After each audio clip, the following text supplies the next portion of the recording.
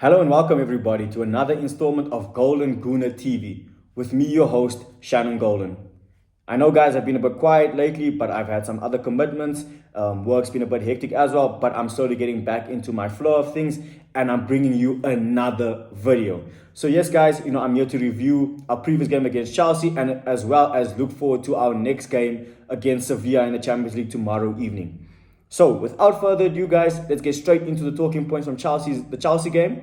Obviously, we know the game ended 2-2, and there were a lot of things to talk about, but I'll start off talking about the team's performance. What can I say, guys? I think the team performed horribly. We did not look up for a game of that magnitude. Yes, Chelsea might not be the Chelsea from 4 or 5 years ago or from their, peak Chelsea days, but it's Chelsea. It's Chelsea Arsenal, there's so much history there, so much rivalry and passion between the two sets of fans. It was just so disappointing to see that one set of players had the same passion to match their fans. And sadly for us, there wasn't Arsenal. It wasn't the boys in red and white. It was the boys in blue. So from that perspective, I was disappointed. My biggest thing with Arsenal, and it's been since for years, even under Wenger, under Emre, I don't mind losing.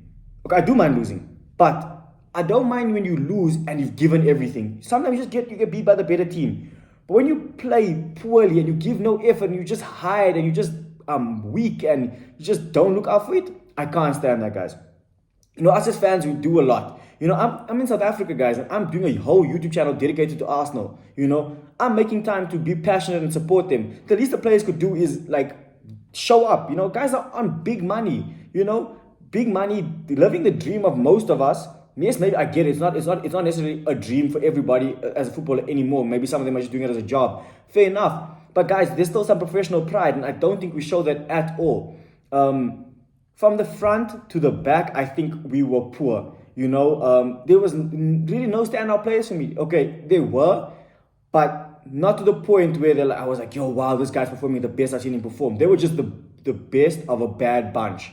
And it's really disappointing to say that, especially after coming from the Man City game, international break. We were on kind of not good momentum because we had just lost to Lens in the Champions League. But in terms of league-wise, we were not looking too shabby. We were still unbeaten. We still are unbeaten. So I'm not going to completely lose my head.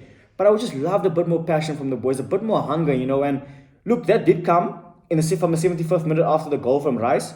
But I mean, guys, why do we need to wait till the 75th minute to click into gear? So overall, my feeling towards the team performance and overall game was quite disappointing. I felt like it was back in the earlier Arteta days, and then that run where we went and we missed out on Champions League, where we lost to Brighton, lost to Crystal Palace, lost to Newcastle. Those performances that reminded me of those days where it's like I didn't think we had that kind of performance in us. I understand you can have an off day. Don't get me wrong. But not off day necessarily in that game. Like maybe you could go and do it, and with all due respect to maybe a smaller team, you maybe just not up for it. But what reason do we not have to be up for Chelsea? International break, beat Man City, it's Chelsea, it could be another statement win, just give you a bit more confidence, and the players got to perform like that. So yeah, guys, in terms of a team performance, I was very disappointed from Arsenal. I was very disappointed in Arteta in terms of the way he set up the team. Not that the players were necessarily the wrong players, but for example, I will say that I would have probably started Partey. If he was fit enough for the bench, fit enough to go with Ghana, fit enough to come on against Man City, surely you could have started him. Doesn't have to finish the whole game, but surely he could start. And then even if he not fit to start, we needed him in the second half. Just to control the game. Partey brings a level of control that no other midfielder in our team gives us. He has a unique ability to dictate the game. And we just didn't do that. I don't know why he didn't feel the need to make that change. Look, we got the point. But I think maybe if he had brought Partey at halftime, we might have gotten, a bit of control in the game. It was 1-0, you never know. But yeah, so that's just me talking about the team performance, guys. Let me know your thoughts. What do you guys think about the team performance? Am I being a bit too harsh? Is it just maybe international break jet lag? Or is it a worrying sign in Arsenal's recent performances this season? A lot of people talking about lack of fluidity. And yes, we maybe haven't had our strongest 11. But I think we have got a good enough squad. Otherwise, what is all this money spent all these years rebuilding the squad if we don't have a squad to compete? I just don't get it then. And then we'll need to look at our transfer strategy. Are we buying players that are not mentally up for it, that are not up for it in terms of quality? So yeah, let me know your thoughts, guys, on the team's performance and if there's any change that you would have made for the game on Saturday. So look, guys, I'm not really someone that wants to really necessarily always dig in at players, But the same way I will praise our boys, in the same way I think they would need to deserve not necessarily criticism, but a talking to, or they need to go and reflect. Let's call it a time to go and reflect. And I'm gonna start off with the captain. One thing I've always praised Odegaard for, and I always do the comparison because him and Ozo have that similar role in the team. Or when Ozo was still playing. And one thing I always used to criticize Ozo for was, even when he was playing poorly, he wouldn't work hard. He wasn't affecting him, he wasn't pressing, he wasn't doing anything. And Odegaard, I would always say, at least Odegaard, you can guarantee he's gonna press, he's gonna work hard, whatever. But on Saturday, Odegaard gave us nothing. Nothing. And I think that's the problem with Arteta. He needs to maybe be able to make those tough decisions and say, Odegaard, you're having a bad game. I'm taking you off 45 minutes.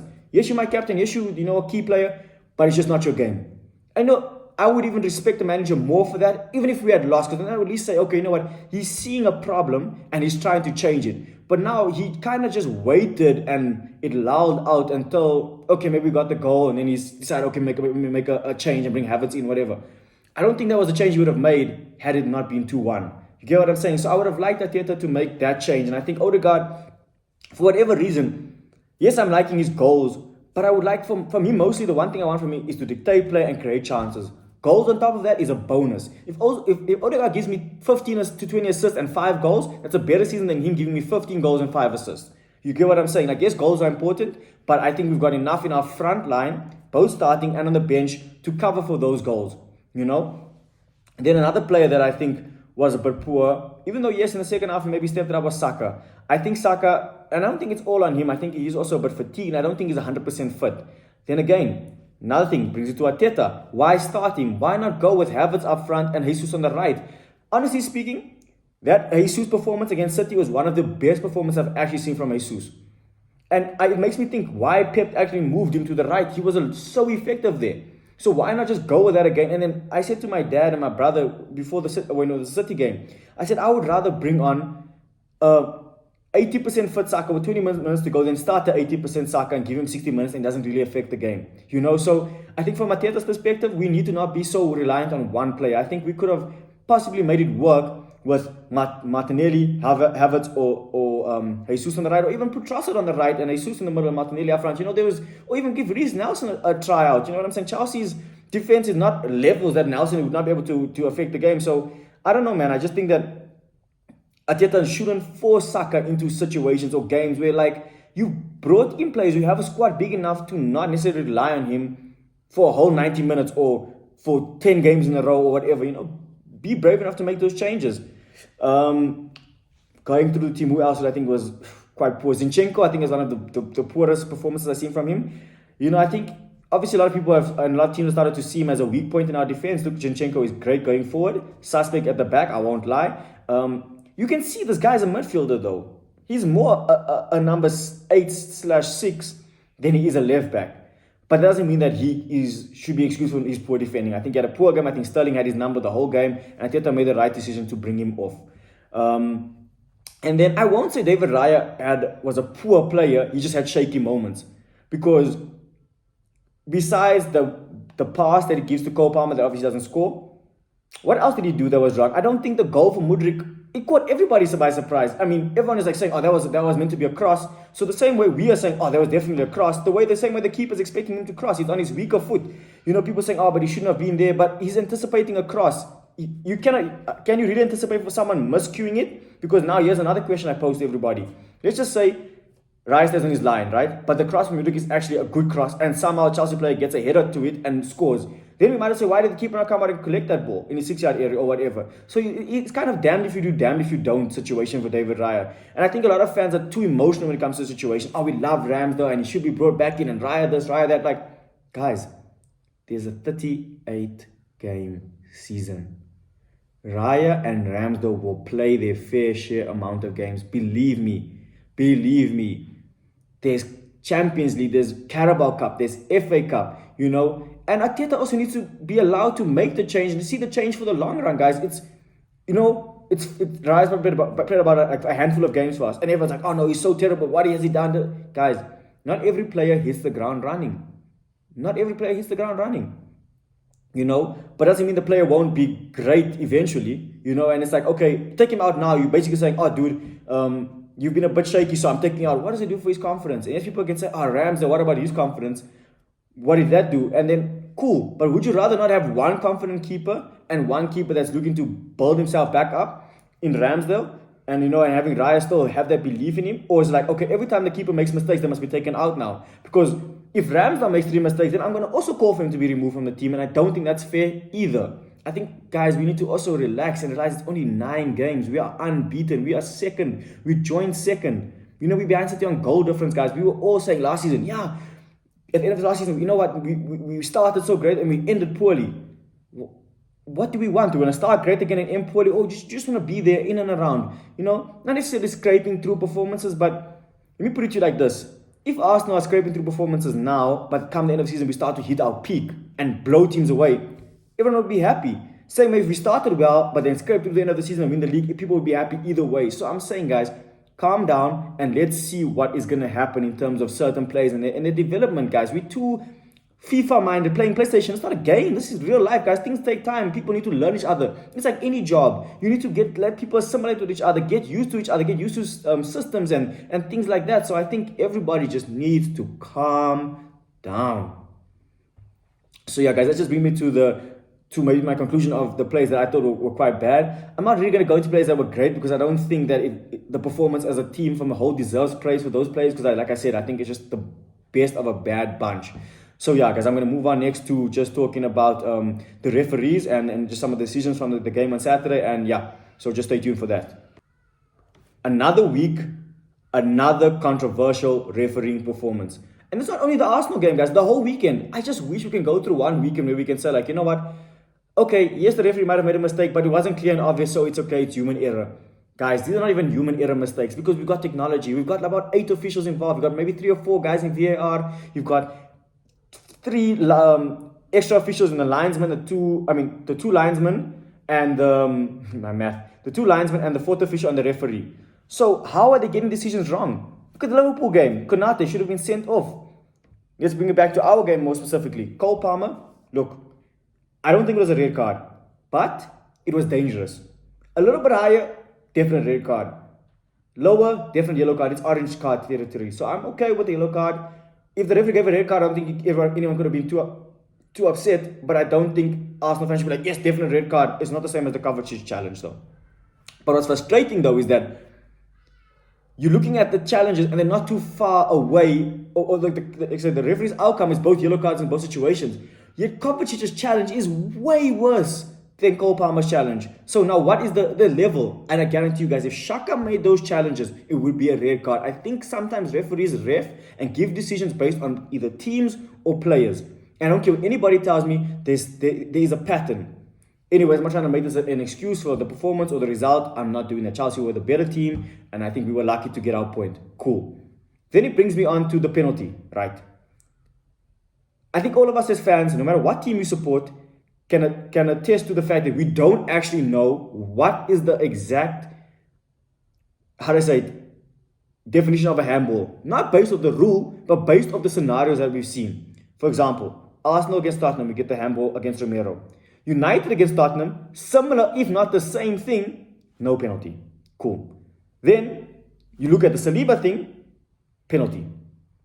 Proximity from ball to player wasn't,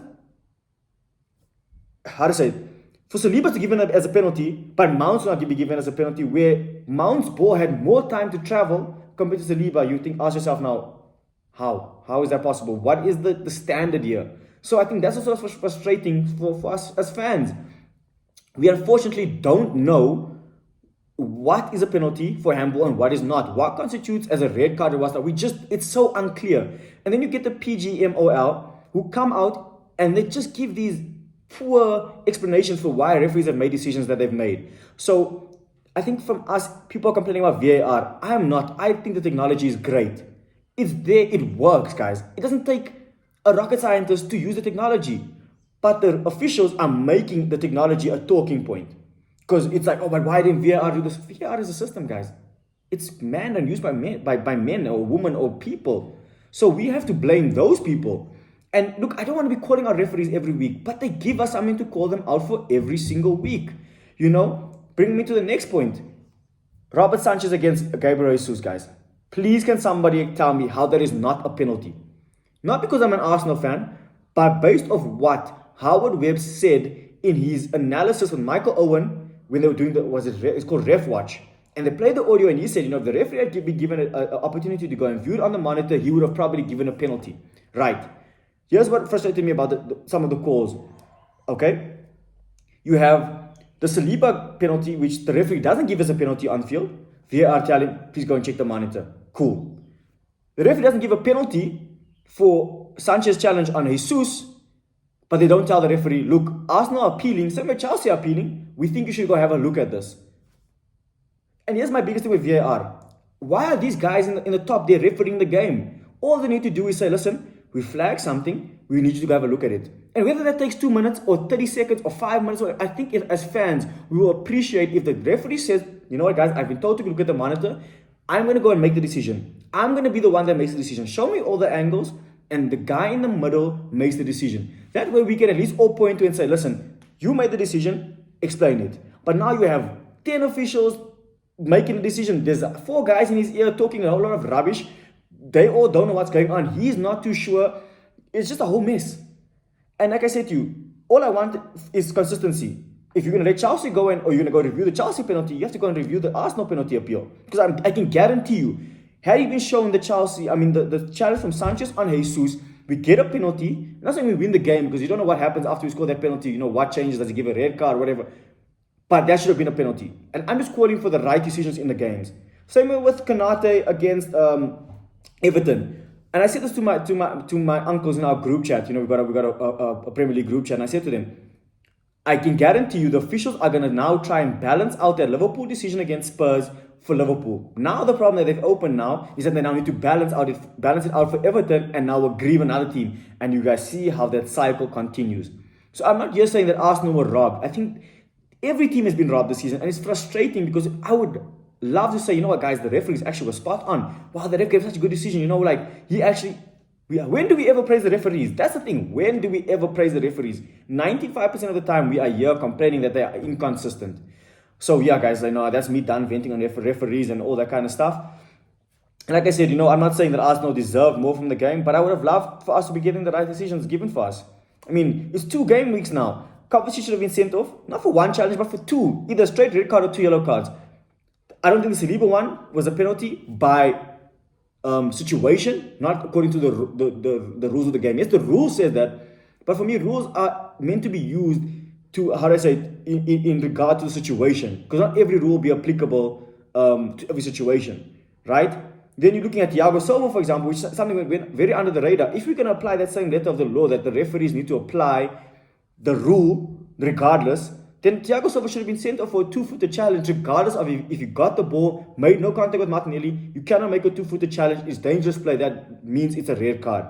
So, like I said to you, it's confusing. How are they refereeing it? Are they refereeing it by situation or by the law? Or are they just mixing it up and that's what's confusing everybody? It's like, okay, rather ref it according to situation or rather ref it according to the law. But doing both is just not assisting or helping anybody, in my opinion.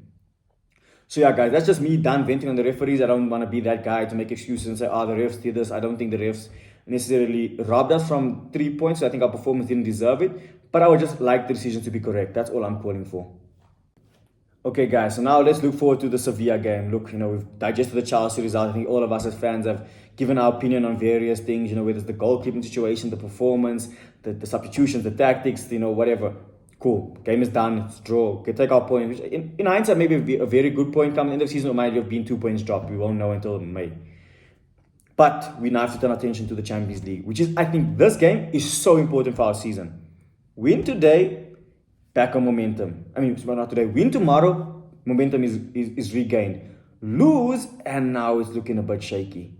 You know, then it puts so much pressure on the Sheffield United game, which shouldn't have any pressure on it. It's like, okay, guys, you need to go and blast them out the park. Then you have to beat West Ham. Then you have to beat Newcastle. I still think we need to do all of those things. But the mindset going into those games of beating City, drawing with Chelsea, and then losing with Sevilla will be completely different than beating City, scraping a point against Chelsea, and then going again into Sevilla and getting a 1-0 or 2-1 or just any win, you know, in that. It's not a football, guys, basically. Take your win. I don't care if you score in the 95th minute and hits the keeper in the head and goes in. Cool. I'm not too concerned. That's what's important for me tomorrow, is to get back to winning ways. And look, guys, we just saw how feisty the Sevilla players can get. They got Ramos back there, they got Ocampos, they've got real instigators in their team. So it's going to take a very smart performance from us tomorrow. And look, if you ask me what I would do in terms of team selection, I'm not too sure. I feel like you bring back Ramsdale, and it's a whole nother talking point. But do you leave in Raya? He's looking a bit shaky. So that's a decision Arteta's going to have to make, and I think us as fans are not going to be pleased one way or the other, or we'll be pleased one way or the other. That depends on where you stand in the situation, right? I just want Arteta to pick the best and strongest team, and pick the individuals that are ready mentally and physically to compete tomorrow, right? Then the back four, I would bring in Tomiyasu. Honestly speaking, just not necessarily for, I don't even want us to be that dominant in terms of possession. I want us to not be leaky in defense. So I would bring Tomiyasu in the left back position just to sort out and to shore up the defense. Then you have to definitely bring back Thomas Partey. I don't care what anybody says. Partey, Rice, Odegaard starts tomorrow. People can say Odegaard was poor, he needs to be dropped. I just don't think there's a player in the team that can do what Odegaard does when he's on his day. And I think that's also one thing people are forgetting. Partey and Rice with Odegaard, I think we haven't been exposed to it enough. We've only seen one game. But the Community Shield game, Odegaard was playing like a boss. He was bossing it. So, in my opinion, get Partey in, get Rice, get Odegaard. And then the front three, I'm okay if Arteta makes a bit of a switcheroo, I don't necessarily say he has to start Saka if Saka's not 100% fit. Obviously, everyone says, start Saka, he's your strongest player. I wouldn't mind seeing Havertz down the middle with Jesus on the right. I maybe wouldn't mind seeing Trossard come in. There's a bit more leeway that I can give in our front line, to be honest with you, because I think we've got enough players that can hurt Sevilla if it's just positioned correctly. So that's what I want from Arsenal tomorrow. I want a good, solid performance. I want a good, solid lineup, but I also want us to be professional. Sevilla is not going to be an easy game, guys. We saw what they did to United last season in the Europa League. At home, they are a good team. A lot of experience. Like they got Ramos in there, they got Jesus Navas, they got Lucas Ocampos. They've got a good team of experienced pros who've won everything, who have been around the block. So from Arsenal and Arteta, it's going to take a very mature performance tomorrow. I want us to be mature in the way we approach the game. We don't have to go and beat them 6-0. Not saying that's going to happen. What I'm saying is we don't have to have that, yes, we need to go and beat them in the first 10 minutes. No. They're going to put it on us tomorrow because it's their home ground. They haven't won in the Champions League this season yet. I think they've got 2 draws, if I'm not mistaken. And, they want to beat us. We are the toughest opponent in the group. We are the direct rival for first spot, in my opinion. Yes, Lance are looking good, but if you're looking at just on paper, right? So if we can go beat them at their home ground, psychologically it sets it up great for the return leg, which I think then we can beat them at our home ground. I do believe that. Yeah, I think it's important that we don't lose tomorrow. If we draw, is the end of the world? No, it just means that there's a bit more pressure on the next 3 games in the Champions League. Win tomorrow, you can kind of, win tomorrow, go into Sheffield United game, and not have so much pressure. I think the stadiums will feel a lot better. The Emirates will be a bit more bouncy, having just beaten Sevilla. But we have to wait and see what lays in store for us tomorrow. Like I said, yes, guys, I think it will be a tough game. I think we have to be realistic and realize that, we can't just think the Premier League is the greatest league on earth and think that every team in the Premier League is better than every other team from every other league. That's foolish. I think if you look in recent history, Spanish teams have been dominating Europe. So we need to be very, very calculated in our approach. And I hope Arteta and the team come with the right mindset. Because I do believe if we can come there with the right mindset and perform the way we can perform, we can definitely beat them. No doubt. I don't doubt that we can beat them. I actually think we will win. But I want to see from us that we've now put the Chelsea game behind us and we've now fully focused on Sevilla. That's what my main thing is for tomorrow. Focus on Sevilla and that's all you focus on. Don't look to Sheffield United. Don't think about Chelsea. Think about and focus on tomorrow. Because you don't want to be struggling to get into the Champions League knockout stages and potentially drawing a Bayern Munich or a Real Madrid or a Barcelona in the round of 16. You want to draw those teams late in the competition where maybe you have a better chance of getting through. You know what I'm saying? So, yeah, guys, that's just my overall thoughts on the Chelsea game and obviously my thoughts for tomorrow's game. So yes, guys, that brings me to the end of today's video. Please smash the like button, hit the bell notification, subscribe and leave your comments, guys. Let me know what your starting 11 for tomorrow would be. Would you bring in Ramsdale for Raya? Does Jorginho maybe get another run out, or do you bring back in Partey? Would you start Bukayo Saka? Even though he's not looking 100% sharp, do you still start him because it's such an important game? And what do you think your score prediction, or what is your score prediction for tomorrow's game? As always, guys, I'm Shannon Golden. This has been Golden Gooner TV, and I will see you with the review video after tomorrow's game. Peace.